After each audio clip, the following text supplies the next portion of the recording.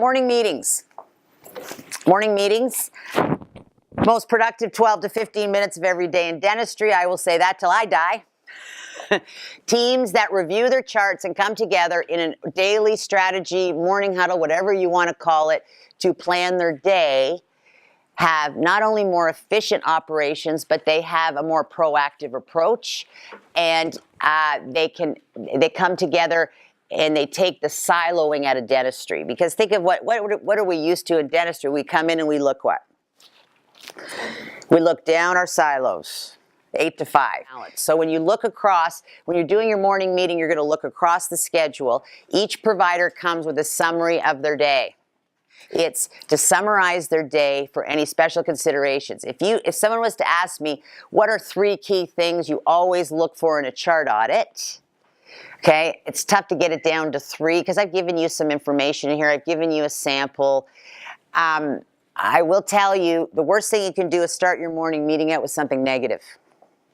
And you'll notice the first thing I put in full caps. Start with something, wins from yesterday. What is a win? A win is something I noticed that was better than it used to be by 1%.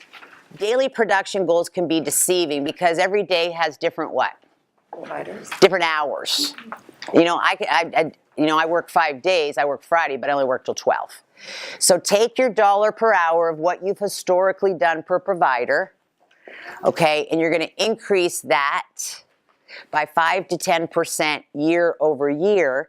It's going to come out to, and all the hours you work to come up to a daily production, okay? And when we talk a little bit about engineering your schedule, one of the biggest plays in the playbook that causes the most grief for dentistry is we just look at it like white space and we just put people wherever, okay? Because we're not engineering our day and we're not planning and plotting out. When you plan and plot out your day before it happens, you tend to reach your goals much simpler.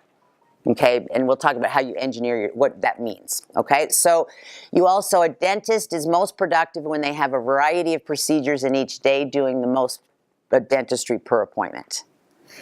That's where the profitability comes into it. Okay, from put the people first, the money comes to buy the things.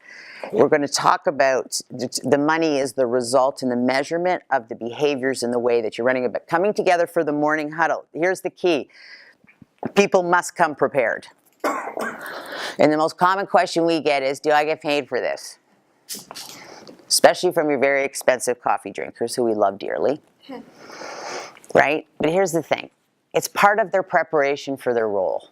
There's not many places a person has a job and they don't do some level of mental preparation in more than 2 minutes before they arrive, especially when you're in the people business. Okay? There's a lot of things that can be avoided, and it brings you together to help and support each other. So, key things to look for that are your low-hanging organic growth right in front of you on when you're reviewing the charts is outstanding dentistry, which means previously diagnosed dentistry with 1 to 1 million predeterminations of dentistry diagnosed and treatment planned in the past that was not accepted.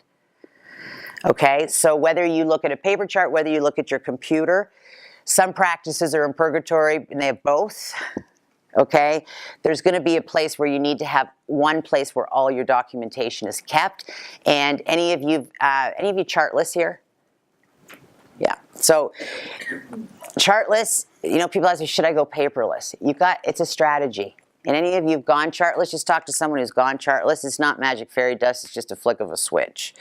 And computers will crash. Can I just give you the latest press release? Computers will crash.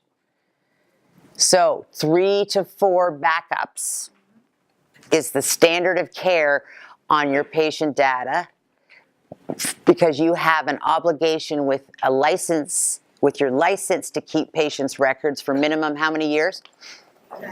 Yeah, 7 to 10. It's different across the country. So 7 to 10 years minimum. Okay, chartless saves some some real estate in your practice that you could take a chart room and make it a much more productive place called a consult room, or you could use it for a pan if you don't have a Panorex, that kind of thing. So is it you must go chartless? No, just make sure that you've got all your ducks in a row, because you don't have paper and a pen anymore to fall back on. All you've got is that computer, and you must have it backed up. And you need to have it backed up by someone in Canada. Okay, it's not going to do me much good to have my backup in India, who's on a 12-hour time change, and then I have to figure out how to get it. And when you have, and there's lots of companies to help you, your practice management software company, you know, only one way to back up used to be okay, but you know, it's like even on my server, I say, who takes my tapes home at night? Like, they're in your house? Like, what if something happens in your house, right? You've got to have another way to do that. And there's a lot more, the cloud and all these things, but a lot of you are afraid to go into a cloud. I have lots of clouds, I just can't find them. Right? Okay, so when you look at how do you do chart management, you can't do a good daily huddle if you don't have a way to review the patient's file. Okay, so outstanding dentistry.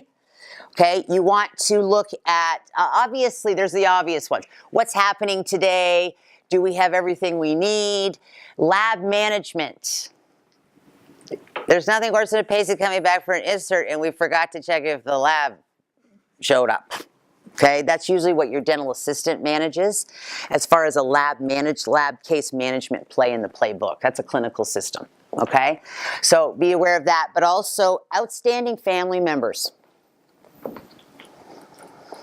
who are overdue and bad debt.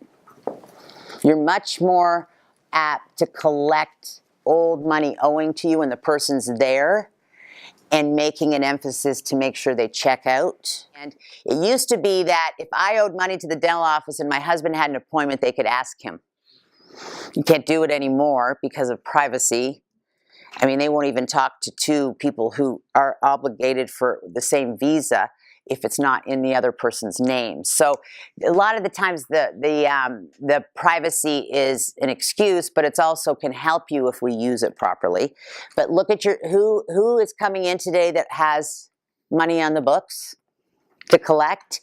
Who's coming in today that has outstanding family members that are doing your hygiene? Remember, if we got them face to face, take advantage of it. Don't just look at them like they're coming for that filling, and that's all that matters. There's lots of periphery things we can do to maximize our communication when they're there. Okay, anything else you guys look at in a chart audit? You obviously need to know the procedure. Nothing worse than removing the wrong tooth or filling the wrong tooth number. I'm going to make that an assumption that you don't do that. But it's not good when it happens, right? And it's a lot of times it's lack of preparation. What else would you plan and look for to bring up to important in your daily huddle that I'm missing? So a lot of times when you come together as a team, everyone knows about Lisa Phillips. She's got money owed, outstanding children not scheduled, and she's got 4 crowns. Okay? So you're right. You don't take them into a room before they go back and say, okay, here's all the things, right? So your clinicians know to talk about the what? The outstanding dentistry. On check-in or check-out, you know to check in with your outstanding family members, and financial collections usually happens after the visit anyways. So I just make sure as a clinician that I make sure you see the person that you need to collect the money from. We just don't let them go.